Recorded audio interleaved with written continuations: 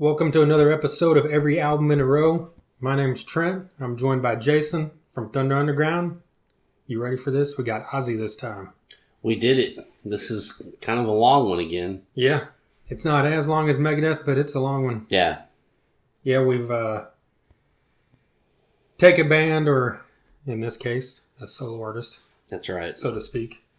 Listen to every album in a row, like the title states. The whole studio catalog from the first song of the first album to the last song of the most recent album. Of course, we don't do compilation albums, greatest hits, live albums, unless it's a compilation of unreleased material. Yeah, I mean, there was no... Or cover albums. Yeah, there's no Just Say Ozzy or Live and Loud on this one. Yeah, or tribute. Tribute, yeah, exactly. Or Live at Budokan. Man, he's got a lot of live albums. That's right. Fuck, I forgot about that one. Well, we did the cover album though, right? Yeah. Unfortunately, but we'll get into that later. I don't give a shit. Right. Yeah, we do cover albums. Like I said, if it's new music, whether it's covers or not, as long as it's not a compilation album or a live album, an official release, whatever. Yeah. Yeah. And as long as it's a major label release, because we're going to be doing Pantera next, and that's a good thing to throw in the rules. You know, they had 4 albums before Cowboys from Hell came out, which a lot of people talk about. And, you know, I had 2 of them, but obviously we're starting with the album that is considered their major label debut, that kind of thing, when we do these. But even some big acts today aren't on major labels, so... True, yeah. I guess it's a different precedent these days. Yeah, I know. But we probably won't be doing this for big acts these days. Yeah, true. I'm getting picky. Sorry. Right. Well, Ozzy Osbourne, like I said. Yeah. He has 12 albums, I believe, if I counted right. We've got 120 songs here that we went through. Started with I Don't Know. How do you want to begin? Well, you know, this album is classic. This album is a blueprint. This album is, it's an example for any kind of hard rock and heavy metal where this is where you want to go. I mean, there's 2 songs that weren't really that popular on this album. Right. No Bone Movies and Steal Away the Night. Everything else is always on the radio. It's just, Randy Rhoads helped that immensely. I mean, something happened, you know, after Ozzy left Sabbath, you know, Blizzard of Oz, and they caught lightning in a bottle. And I mean, this is one of those albums like Appetite for Destruction or, you know, fucking Led Zeppelin 4 or something where, I mean, it's classic and it's superb all the way through. Well, that's one thing I wanted to ask you. Like, what do you think happened between leaving Sabbath and doing this? Because it wasn't that long of a time period before this came out to be doing something that's not totally different at all. It's still in the same ballpark. Yeah. But it's noticeably different. Well, I mean, I guess Never Say Die, the last Sabbath album, you know, kind of started having that sound. But you always heard that Tony Iommi was more kind of in charge of that stuff. So yeah. Well, I mean, this is just my opinion. I mean, I'm just one guy. I don't know. What do I know? But if you're asking me, I'll tell you that it's the players. It really is. Right. You know, it's Randy Rhoads.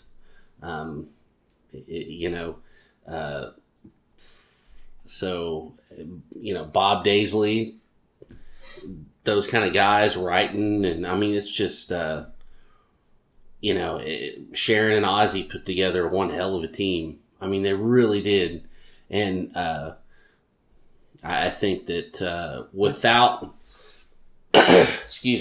without that combination they came up with, I don't think that the first 2 albums would be as revered as they are now. And, you know, yes, those lineups changed, you know, all over the place, but you had Randy Rhoads, and it was just, it was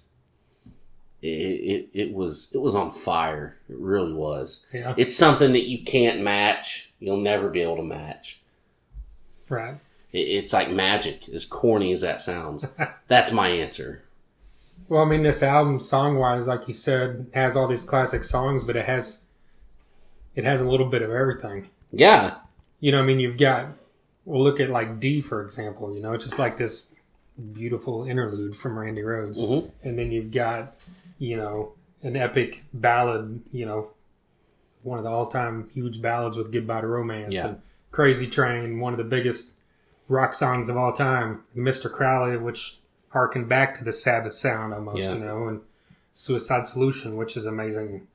And you mentioned Still Away Tonight, and when I listened to this, it had been a while since I listened to this album. Mm-hmm. Even though I listened to it a billion times when I was younger.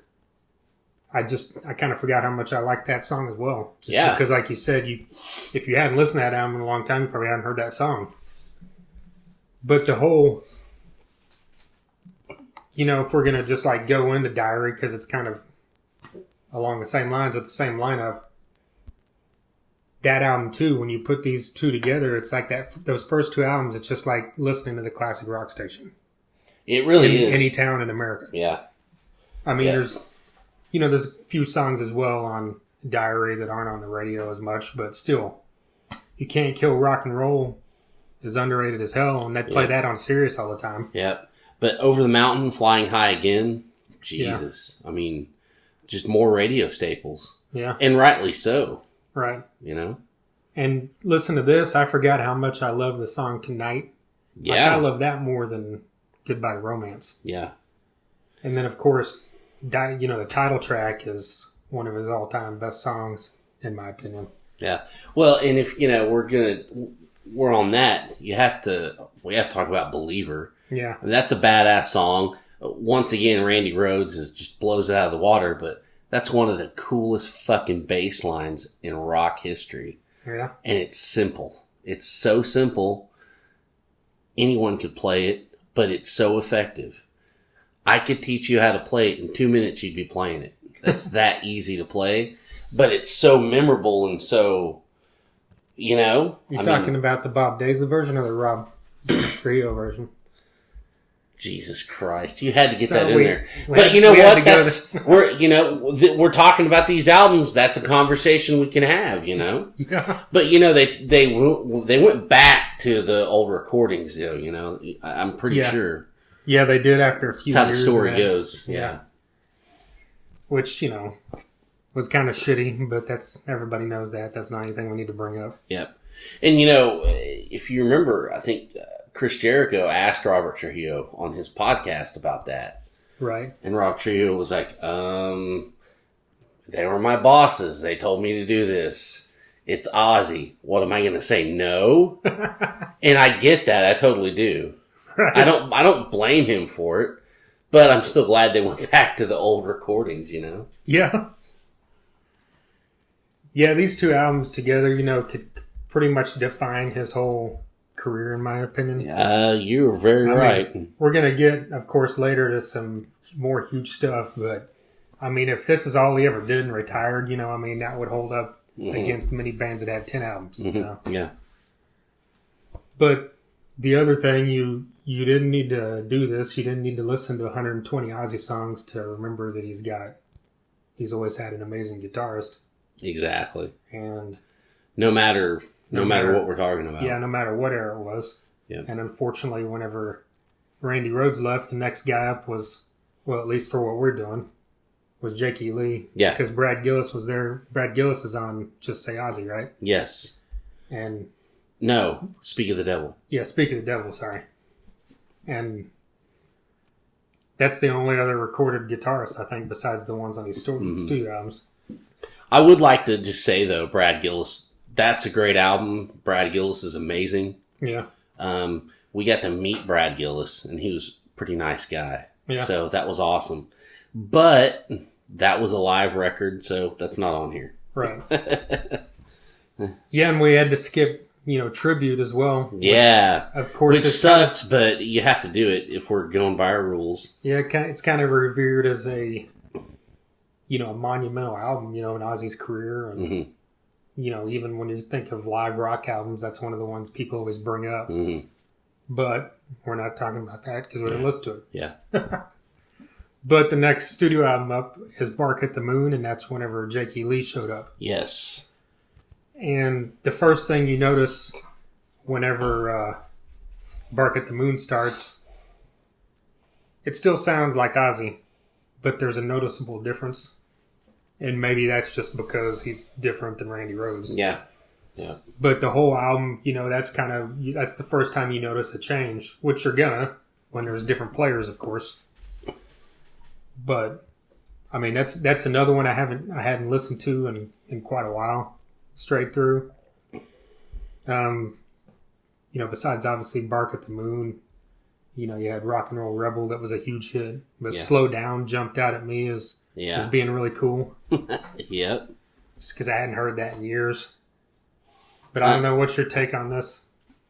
I've got fond memories of this album. I'd always, one thing when I was a kid, they had remastered or re-released or whatever all these albums, and they had kind of the same kind of artwork. You remember that? But it was like in a little box. Yes, exactly. And it had Ozzy written down the side. Yes, and each album had a different color, and I thought that was cool. Yeah. I still think shit like that is cool. But anyways. That's actually, not to cut you off, but that's the first time that I owned this album was when because that came out when we were like teenagers. Yes, exactly. And that's the first time I bought Bark at the Moon. And that was mine as well. And I had heard Bark at the Moon and So Tired and stuff like that, but I hadn't really delved into that album.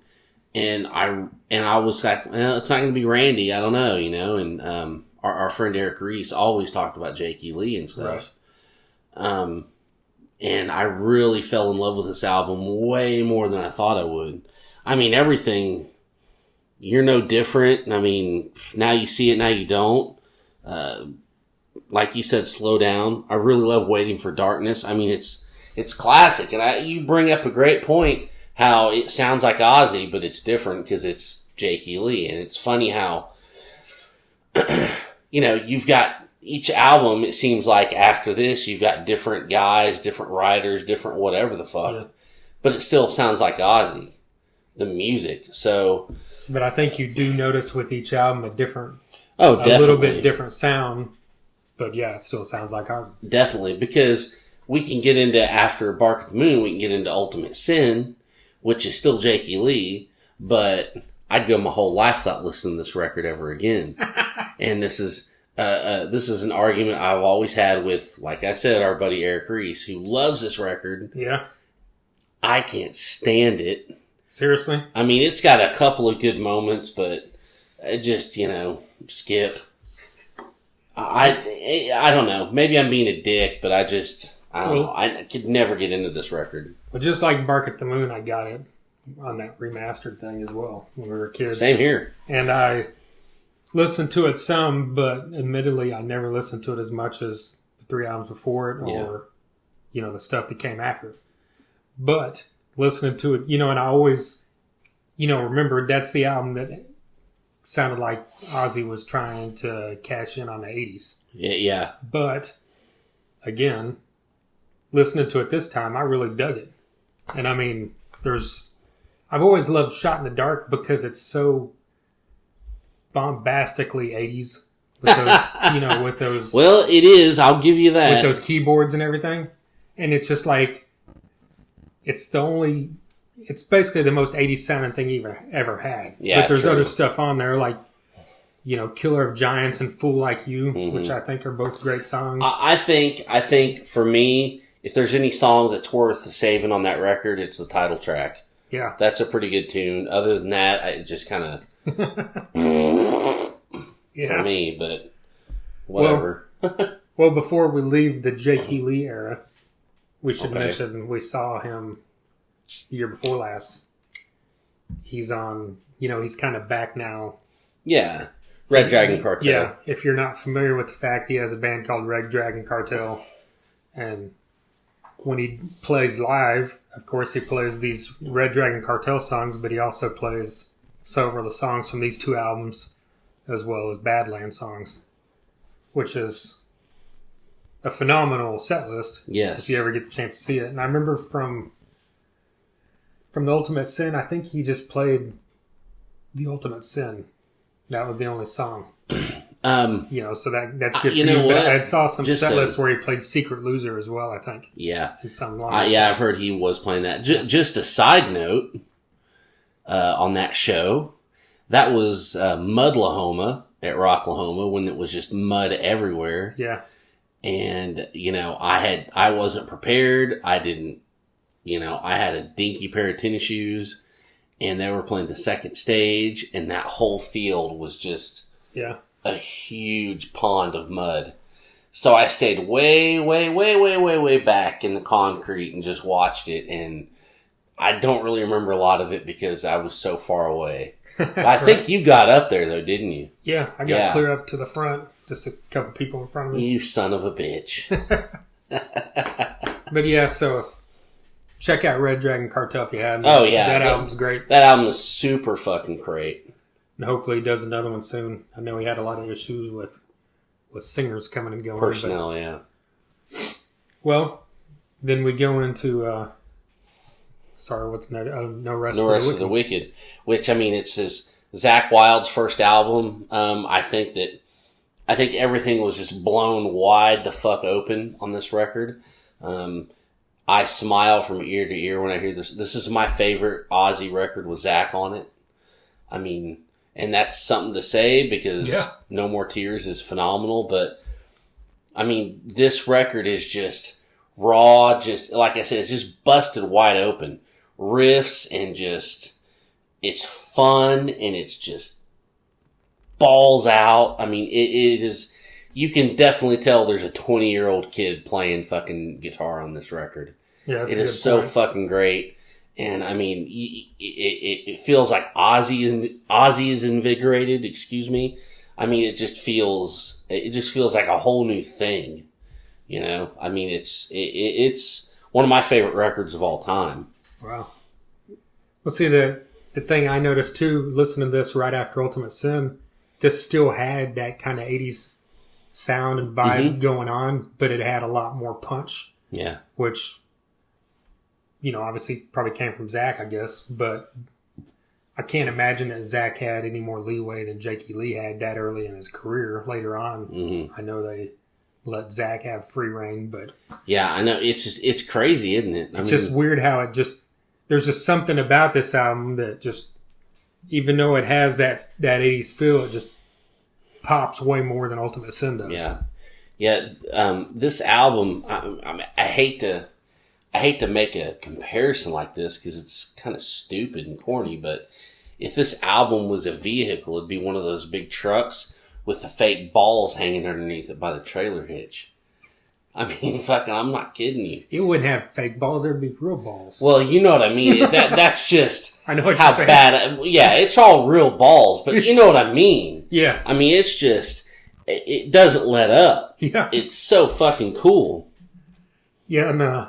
Bloodbath in Paradise, Charlie Manson, Devil's Daughter, fuck, man, Demon Alcohol. Yeah. I couldn't even say Tattoo Dancer because I got sidetracked with Demon Alcohol. Yeah. Fucking A. It's just so good. Yeah, Demon Alcohol is probably my favorite song on this album, but then Breaking All the Rules, Fire in the Sky, and this is another one that since I hadn't listened to it in a while, when I heard Hero, that jumped out at me and I was like, holy shit, I just completely forgot this song existed in my head.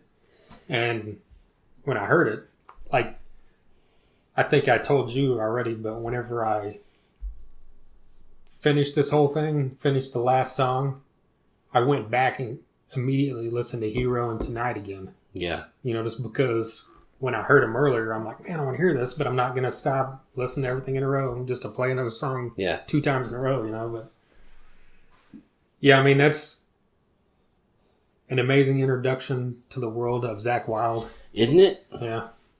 And then, next we have, Jesus. This is where everything this is where it gets crazy. Changes, I think. This is the other thing. It's like all these albums that came before it.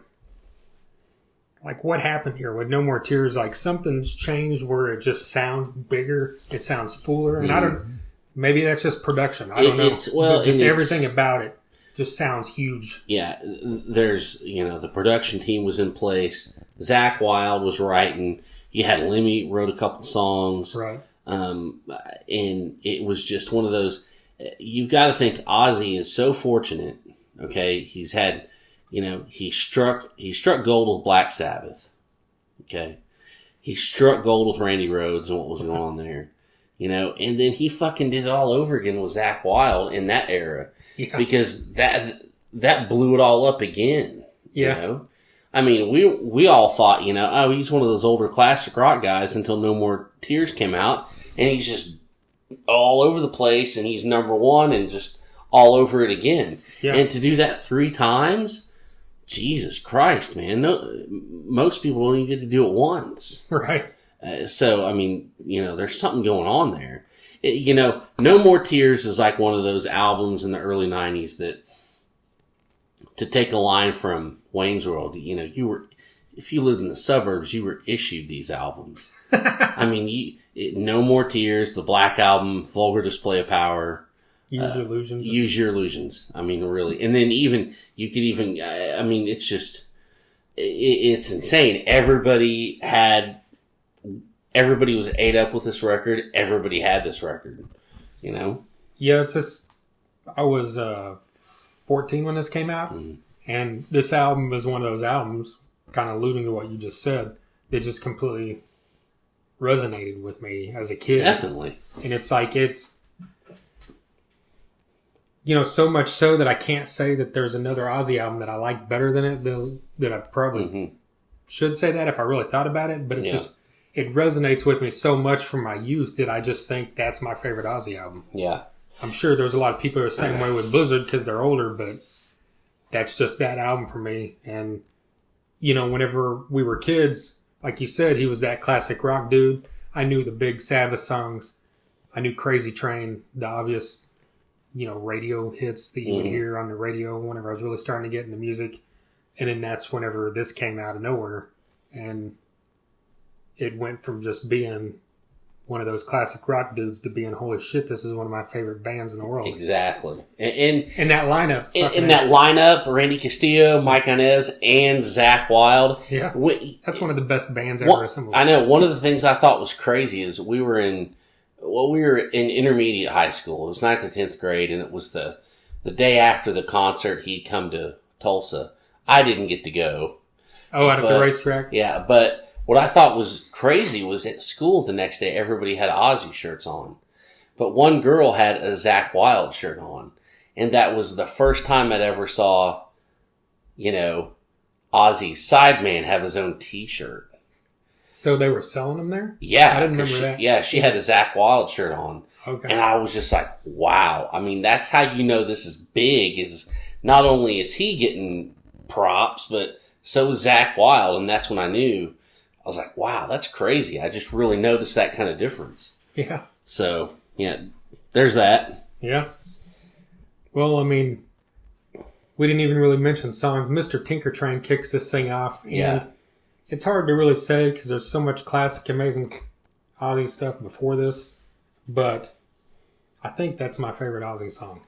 Really? It's, Ozzy's one of those guys that I could say 10 songs are tied for number one, probably. But that's definitely in the running, if not the number one song. Yeah.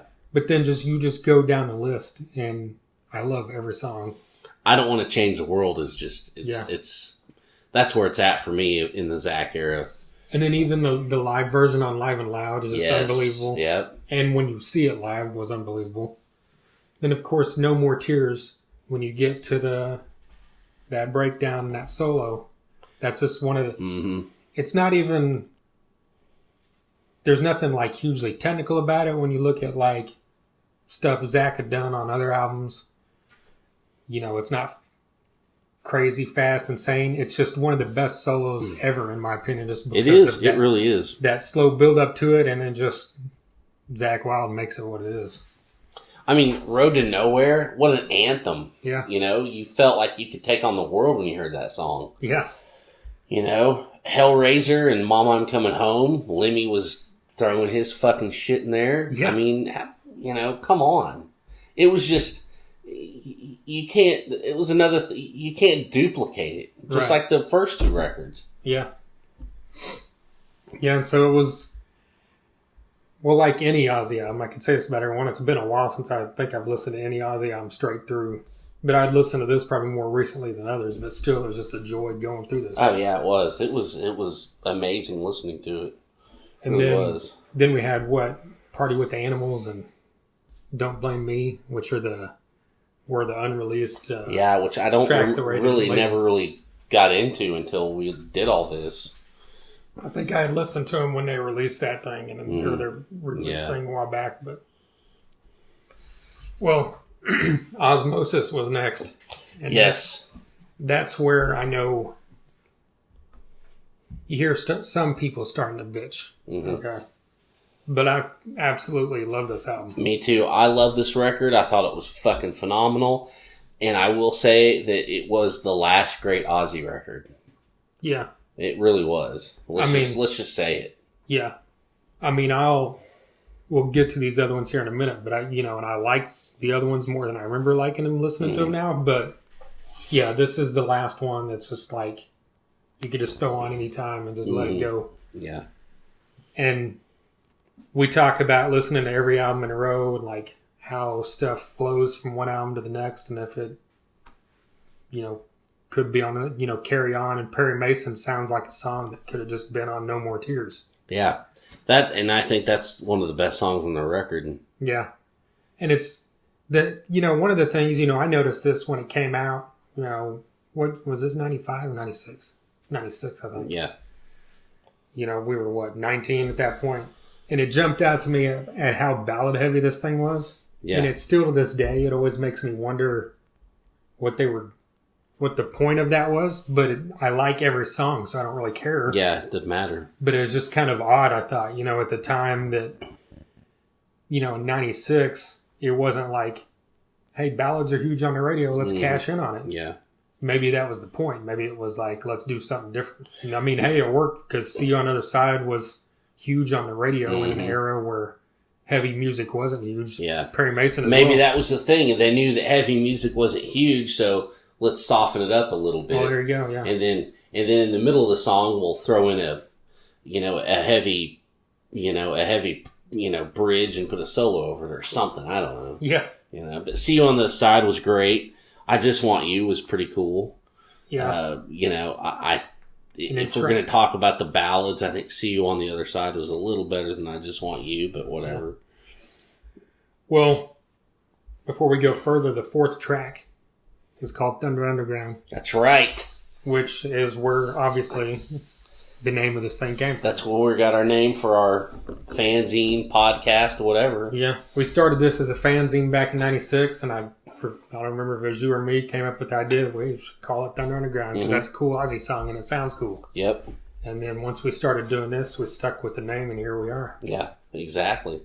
And I have to say that you're talking about ballads. Old L.A. Tonight is, I think, one of the best fucking. It sounds so good, and it's so like victorious and all that shit. I really love that song. Yeah, I would love to learn how to play that and all that kind of corny shit. I love that song. Yeah, it's it's easily one of his best ballads. Yeah. And just, phenomenal. And the other thing with Old L.A. Tonight, I think, is it's the first glimpse that you get. Hold on. I'm drinking all the beer and you're drinking water. How are you doing this? I don't know. Jesus. Okay, go ahead.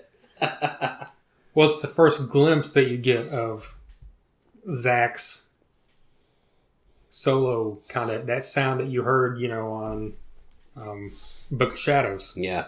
And then later on in some Black Label stuff. Yeah. But the solo to that, and just like the guitar even before the solo, just has that real kind of soulful sound that he would use on his ballads later on. So that was kind of cool that, to see that. But yeah, I put that up there at the top list of all this stuff. Definitely. And then after that, you get into those bonus tracks that were B-sides, like Whole World's Falling Down. Yeah. Which I think is better than anything on Osmosis, You think it's better than everything that's on the album?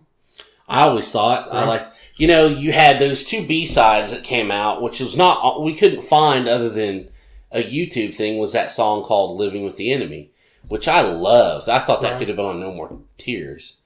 And you then there was that song Amy. Yeah, and that's on here. Yeah. And so you had those 3 songs. I thought Whole World's Falling Down and Living with the Enemy were cooler than anything on Osmosis.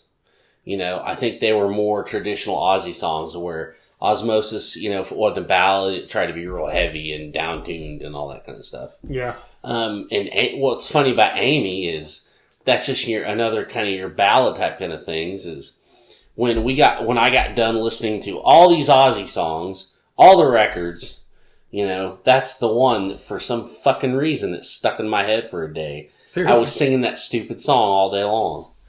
Which is weird. Don't ask me how, but that's what happened. Right? Well, hey, it's better than Changes with Kelly Osbourne. That ain't no shit.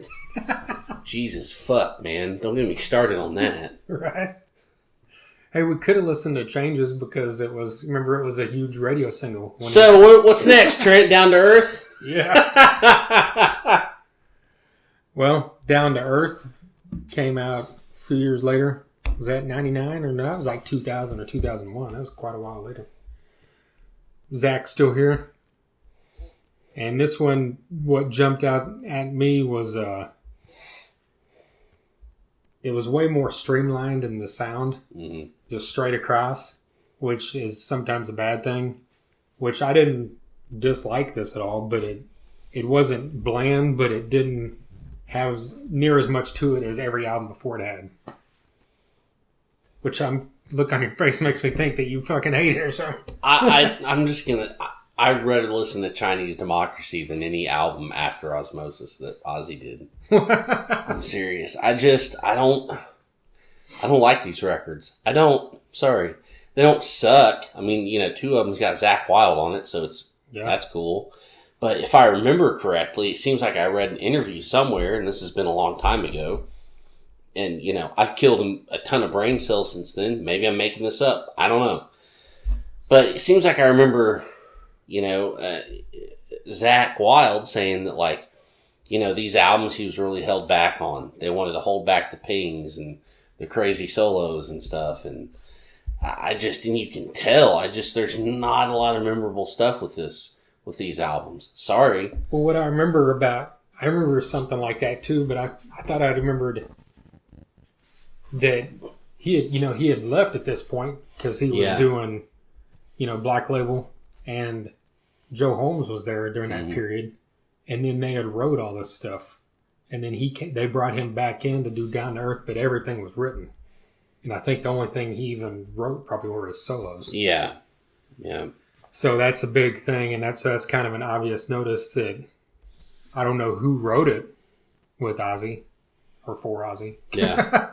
But it wasn't as good as Well, I looked up a lot of the writing credits, and I can't. But I'm not going to comment because I can't remember now over the 3 newer albums how they were all spread out.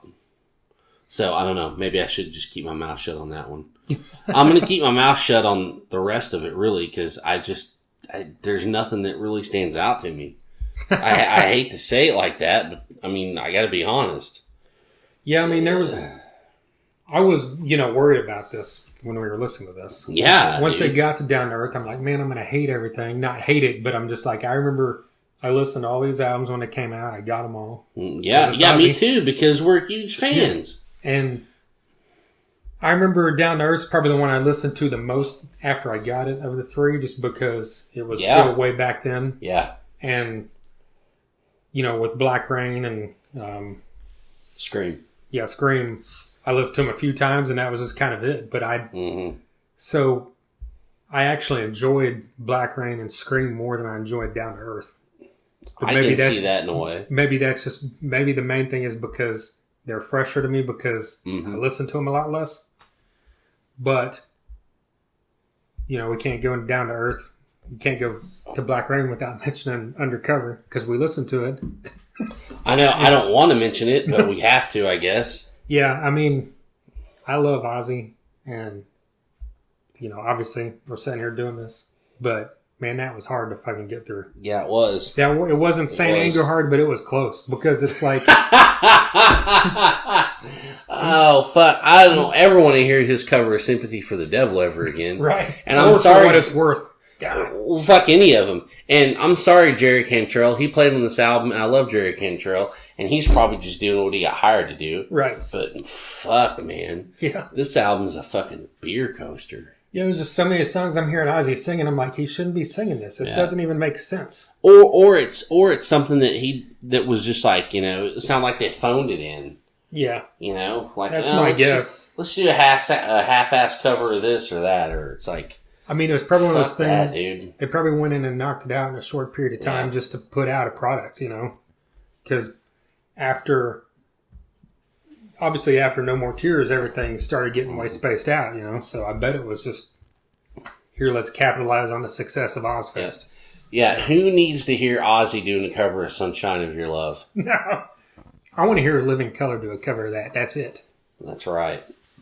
Which is an amazing cover. It was an amazing cover. But yeah, so Undercover had Jerry Cantrell. But like you said, that sucks. That's the only thing he was on. Black Rain, we got Zach back. And it's obvious we got Zach back because this should not be called Black Rain. It should be called Black Label Society Rain. See? Seriously, look, it's better than I remembered it being, like I said. And the songs, 11 Silver and Civilize the Universe and Here For You, the ballad, all kind of jumped out at me as being cool.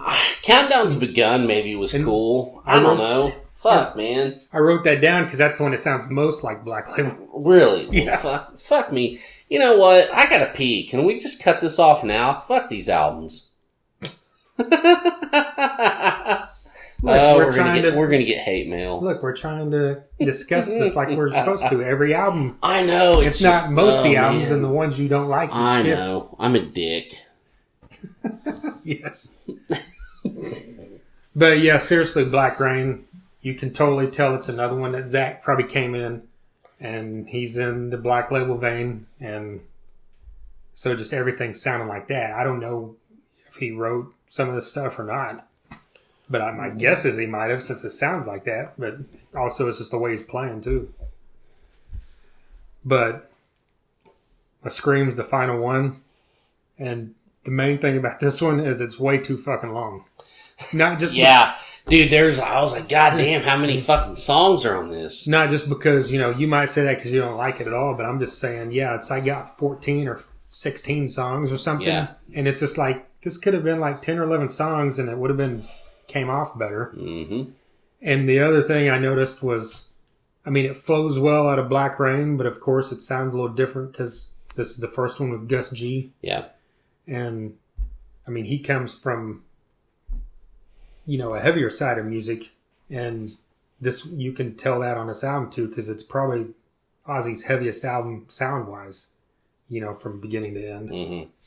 And, that's kind of the thing that jumped out at me the most is it was just, at this point, what was it, 2010 or 11, it's probably a thing of like Sharon's like, heavy metal's back, kind of, so we need to make this heavy as fuck, Yeah. Yeah. That's my guess. And, Sharon Osbourne has her finger on the pulse of heavy metal, doesn't she? Oh, I'm sure she does. Yeah. If you throw eggs or water balloons, whatever it was at Iron Maiden, you got your finger on the pulse. You damn right. But no, overall, besides the cover album, this was a great experience for me. Just because it had been so long since I heard it. I agree. I enjoyed it. And it was just kind of cool to see, where he's gotten to. And, we're critical on later albums. Fuck us. He's been doing it since the 60s. What do we know? More power to him. But it's just interesting to see that progression. Yeah. Well, I've got a few questions for you, if you don't mind. No, go ahead. Like, overall, you already kind of mentioned No Rest for the Wicked was your favorite Zach album, at least. Like, what's your favorite? Can you say what your favorite album is overall, besides Blizzard? Or, I was going to say besides Blizzard or No More Tears, because I assume those are the two that most people pick, Yeah. Okay, so are you saying take those two out? No Rest for the Wicked. Okay. Easy. No Okay. Rest for the Wicked. I think mine's Diary of Madman. Okay. That's probably easy as well, just because it's Randy. But if besides, we mentioned Old LA Tonight, how much we love it. But what is your favorite Ozzy ballad, or 2 or 3? Because there's a shitload of them. Old LA Tonight. Goodbye to Romance, because that's just it's maybe it's common, but I don't care. It's just classic, and it's gold. It's gold. You know. Could Road to Nowhere be a ballad? I don't know. That's kind of more like It's a mid-tempo rock. Mid-tempo rock. Jerry Miller, are you out there? Are you hearing this? She'd love that. Yeah. But maybe that could work. Yeah. So yeah, I'll say that. I love Goodbye to Romance, but I heard it so many times that I like some of these songs better, like Old LA Tonight and Tonight, like I mentioned earlier. Yeah.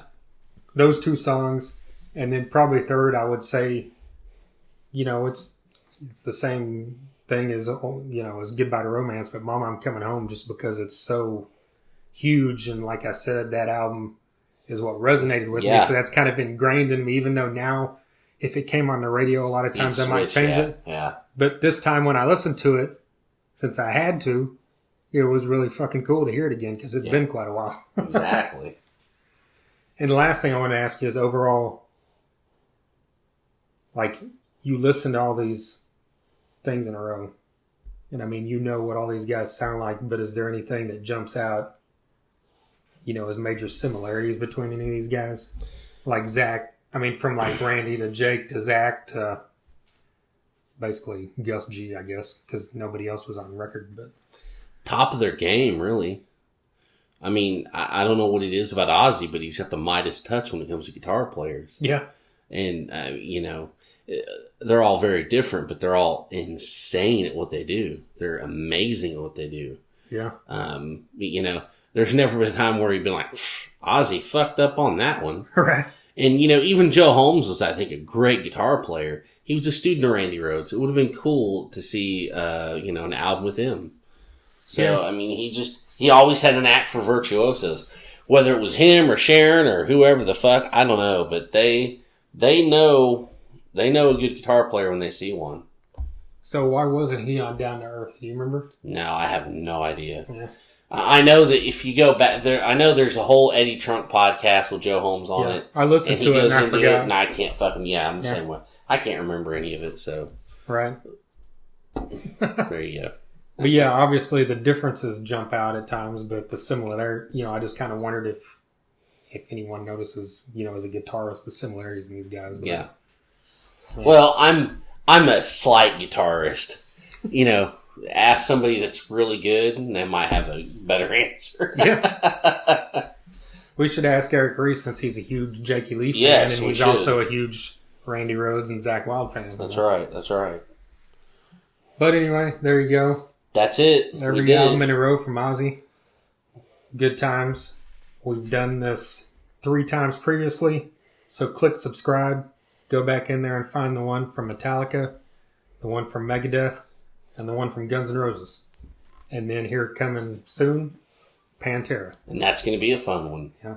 And then, should we call it out right now? What's after Pantera? I don't know what is. Don't we force ourselves to do something? Oh, fuck. I had an idea for Van Halen, but I was going to run that by you off record, but here I'm doing it on record. Let's do it. I like that one. Because I really want to hear Van Halen 3 again. I do. I love that record, and I don't give a fuck what anyone thinks. Well, me too, but I just haven't heard it first. And, that's one where there's a lot, but not too much. We could do that. Let's do it. All right. That's a good idea. All right. Well, hit subscribe so you get alerted when these come out. Pantera in the next week or so. We're also have this podcast, the Thunder Underground podcast. Hit us up on soundcloud.com/Thunder-Underground. And of course, a lot of these podcasts are uploaded here on YouTube as well. We've had on guys from Shinedown, Megadeth, Drowning Pool, Avatar, Soil, Great White, Warrant, Trickster. The Obsessed, Spirit Caravan, Superjoint, Battlecross, COC. Yep, he is legend. Miss May I. And the list goes on and on. Yeah. So just look it up. Hit subscribe on all our stuff. Facebook, YouTube, Twitter. And, of course, our website is thethunderunderground.com. Thanks for listening. Thunder Underground, y'all.